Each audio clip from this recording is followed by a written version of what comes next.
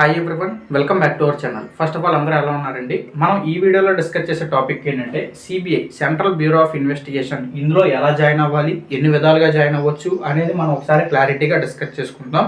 Okay, వీడియోని interest ఉన్న వాళ్ళు ఎక్కడ స్కిప్ చేయకుండా చూడండి, మీకు వాల్యుబుల్ ఇన్ఫర్మేషన్ అయితే లభించింది. అలాగే సిబిఐ గురించి బేసిక్ ఇన్ఫర్మేషన్ చెప్పుకోవాలంటే CBI central bureau of investigation ఇది 1963 సంవత్సరం కే సంతాన కమిటీ సిఫార్సుల మేరకు స్టార్ట్ చేయడం అయితే జరిగింది.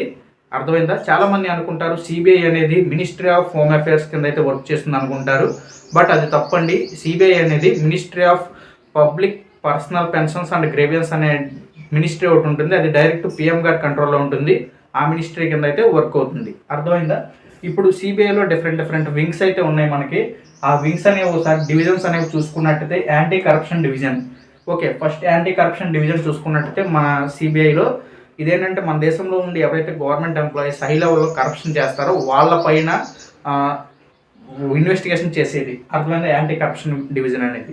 అలాగే ఎకనామిక్స్ అఫెన్స్ డివిజన్ మనకి ఈ డివిజన్ ఏంటంటే ఎగ్జాంపుల్గా చూసుకున్నట్టయితే మీకు మన దేశంలో ఉండి ఎవరైతే పెట్టుబడిదారులు అంటే ఎవరైతే కోటీశ్వర్లు అప్పు చేస్తారో, అప్పు చేసి వేరే దేశాలకు కానీ లేదా మన దేశంలోనే ఉంటే మళ్ళీ తిరిగి బ్యాంకులకు అప్పులు కట్టని వాళ్ళు ఉంటారు కదా, వాళ్ళపైన మనకి ఇన్వెస్టిగేషన్ చేసే వింగ్ ఇది ఏదైతే ఎకనామిక్ అఫెన్స్ వింగ్. మీకు ఎగ్జాంపుల్గా చూసుకున్నట్టయితే మల్లన్న సినిమా చూస్తే అది క్లారిటీ ఉంటుంది. అందులో మల్లన్నలో విక్రమ్ గారు సిబిఐ ఎకనామిక్ అఫెన్స్ డివిజనే.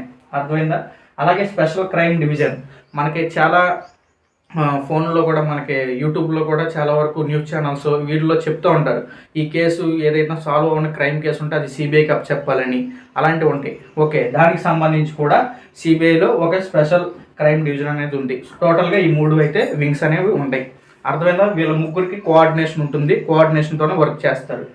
ఓకే, ఇంకోసారి మనకి ఇప్పుడు చూసుకున్నట్టయితే అసలు ఎస్ఎస్సి ద్వారాను అలాగే వేరే అదర్ సోర్సెస్ ద్వారాను అసలు ఎన్ని విధాలుగా సిబిఐలో జాయిన్ అవ్వచ్చు, ఎలా జాయిన్ అవ్వాలనేది చూసుకుందాం. ముందుగా చూసుకున్నట్టయితే SSC MTS staff selection commission multi tasking staff. ఇందులో చూసుకున్నట్టయితే సిబిఐలో జాయిన్ అవ్వడానికి మనకి సిబిఐలో అవకాశం ఉంటే మనకే ఇస్తారు. డైరెక్ట్ మనకి ప్రిఫరెన్స్ కింద పెట్టుకుంటా ఉండదు. పలానా స్టేట్లో మనం కావాలనుకున్నాం, ఓకే ప్రిఫరెన్స్ పెట్టుకుంటాం కదా ఎస్ఎస్సి ఎంటీఎస్లో. ఆ స్టేట్లో సిబిఐలో ఆ సంవత్సరం వేకెన్సీ ఉంటే నీకు ఎక్కువ మార్కులు వస్తే నీ కేటగిరీలో ఉంటే ఇస్తారు, లేదంటే లేదు. ఓకే, ఇది డైరెక్ట్గా మనం చూజ్ చేసుకుంటా ఉండదు. ఓకే, వస్తే లక్కీయే, లేదంటే మనం చూజ్ చేసుకుంటాకైతే ఉండదు. ఓకే, మనకి సిబిఐలో చాలా తక్కువ మంది స్టాఫే ఉంటారండి. టోటల్గా చూసుకున్నట్టయితే అరౌండ్ 7,500 అంత ఉన్నారు ఇప్పుడు ప్రజెంట్ దేశం మొత్తం మీద సిబిఐలో. అంతే, అంతకుమించి అయితే ఎక్కువ ఉండరు, తక్కువగానే ఉంటారు స్టాఫ్ అనేది. కొంచెం చిన్న సంస్థే అనుకోవచ్చు. ఓకే, అలాగే SSC CHSL staff selection commission combined higher secondary level. ఇందులో చూసుకున్నట్టయితే డైరెక్ట్ రిక్రూట్మెంట్ అయితే ఉంటుంది. ఇది ఎలాగా అంటే ఎస్ఎస్సి సిహెచ్ఎస్ఎల్ ఎగ్జామ్ అయిపోయిన తర్వాత పోస్ట్ ప్రిఫరెన్స్ అడుగుతారు కదా, ఆ పోస్ట్ ప్రిఫరెన్స్ ఇచ్చేటప్పుడు అప్పుడు కనుక సిబిఐలో వేకెన్సీ ఉన్నాయి అనుకుంటే అందులో మీకు ఇస్తే అప్పుడు మీ మార్కులను బట్టి ఇస్తారు. అర్థమైందా? ఇది కూడా వన్ ఆఫ్ ది ఛాన్స్ అనుకోవచ్చు సిబిఐలో జాయిన్ అవ్వడానికి as a LDC lower divisional క్లర్క్గా. అర్థమైందా? ఓకే, ఇది తక్కువ వేకెన్సీ ఉంటాయండి, చాలా తక్కువ వేకెన్సీ ఉంటాయి. ఆ సంవత్సరం ఉండొచ్చు, ఉండలేకపోవచ్చు, చెప్పలేం. ఎస్ఎస్సి సిహెచ్ఎస్ఎల్ ద్వారా కూడా ఆ సంవత్సరం ఉండొచ్చు, ఉండలేకపోవచ్చు.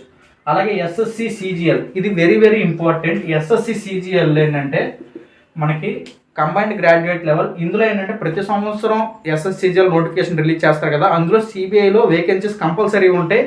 మీరు ఏంటంటే ఎగ్జామ్ అయిన తర్వాత ప్రిఫరెన్స్ ఇచ్చుకునేటప్పుడు సిబిఐని ముందు ఆప్షన్లో ఇచ్చుకోవాలి.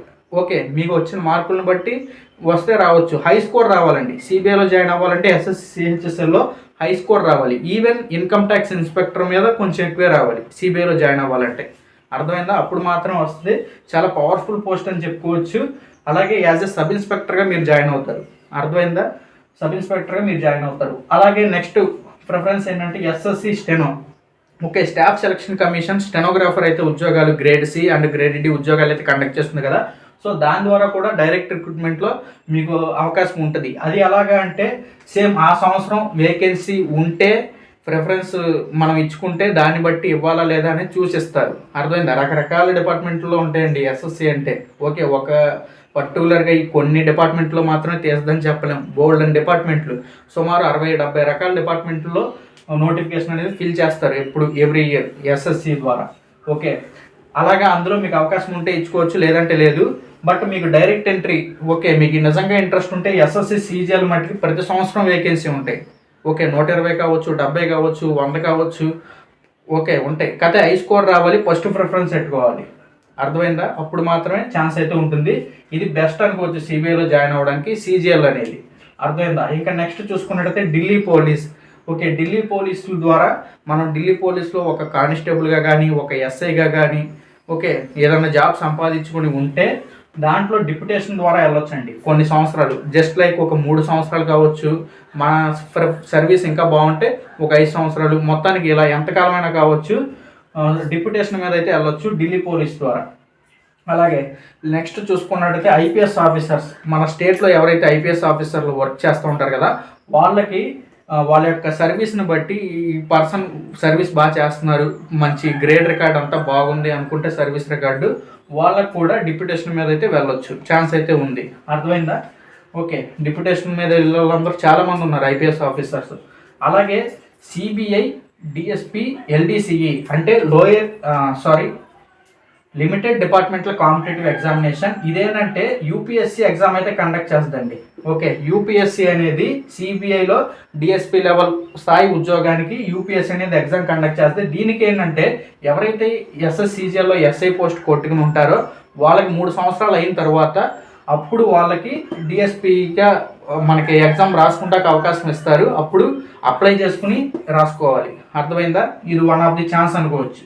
ఓకే, అలాగే మీరు ఏదన్నా వీటిల్లో ఒక సిహెచ్ఎస్ఎల్ ద్వారా ఎల్డీసీ కానీ, లేదు ప్యూన్గా కానీ, లేదనుకుంటే స్టెనోగ్రాఫర్గా కానీ ఒక జాబ్ కొట్టుకుని ఉంటే మీకు సిబిఐ వాళ్ళే ఇంటర్నల్గా వాళ్ళకి లిమిటెడ్ డిపార్ట్మెంటల్ కాంపిటేటివ్ ఎగ్జామినేషన్ వాళ్ళు కండక్ట్ చేసుకుంటారు. ఓకే, 3 సంవత్సరాలు చేసిన తర్వాత ఎవరైతే పై పొజిషన్కి వెళ్దాం అనుకుంటారో వాళ్ళకే డిపార్ట్మెంటల్ కాంపిటేటివ్ ఎగ్జామినేషన్ వాళ్ళు కండక్ట్ చేసుకుంటారు, అందులో కూడా పై పొజిషన్కి వెళ్ళొచ్చు. బట్ ఏంటంటే మీరు ఏదో ఒక జాబ్ సంపాదించుకోవాలి. అర్థమైందా? ఓకే, ఇంకా అదర్ డిప్యుటేషన్ వేస్, ఇంకా రకరకాల డిప్యుటేషన్ వేస్ నుంచి కూడా వెళ్ళొచ్చు. లైక్ ఇంటెలిజెన్స్ బ్యూరో నుంచి సిబిఐకి వెళ్ళేవాళ్ళు కొంతమంది ఉంటారు. ఓకే, ఇంకా రకరకాలుగా వెళ్ళొచ్చు. అలాగే నార్కోటిక్స్ కంట్రోల్ బ్యూరో నుంచి సిబిఐకి వెళ్ళొచ్చు, కొన్ని విధాలుగా వెళ్ళొచ్చు. ఓకే, మనకి మెయిన్గా అయితే ఈ దృష్టిలో పెట్టుకోండి. మెయిన్ ఎస్ఎస్సి బోర్డు అండి. మీరు సిబిఐలో జాయిన్ అవ్వాలంటే ఎస్ఎస్సి బోర్డు ద్వారానే ఈజీగా జాయిన్ అవ్వచ్చు. అలాగే సిబిఐ, ఎన్ఐఏ, ఇంటెలిజెన్స్ బ్యూరో, మనకి ఈ మూడిటితో ఉన్న ఒక బెనిఫిట్ ఏంటంటే మన దేశంలో ఈ 3 సంస్థల్లో ఏ సంస్థకి లేనని ఒక బెనిఫిట్ అయితే ఉంది ఈ 3 సంస్థలు. అదేంటంటే మన బేసిక్ శాలరీ ఎంతైతే ఉంటుందో అంతలో every month 20% special security allowance అనేది ఉంటుంది. అది ఓన్లీ ఈ 3 సంస్థల్లో పనిచేసే వాళ్ళకి మాత్రమే ఉంటుంది. అర్థమైందా? సిబిఐ, ఎన్ఐఏ, ఇంటెలిజెన్స్ బ్యూరో ఈ 3 సంస్థల్లో పనిచేసే వాళ్ళకి 20% ఎవ్రీ మంత్ మీ బేసిక్ పే ఎంతైతే ఉంటుందో దాంట్లో స్పెషల్ సెక్యూరిటీ అలవెన్స్ అనేది ఇస్తారు. సో మొత్తానికి సిబిఐకి సంబంధించి బేసిక్ ఇన్ఫర్మేషన్ అంతా అర్థమైంది అనుకుంటున్నాను.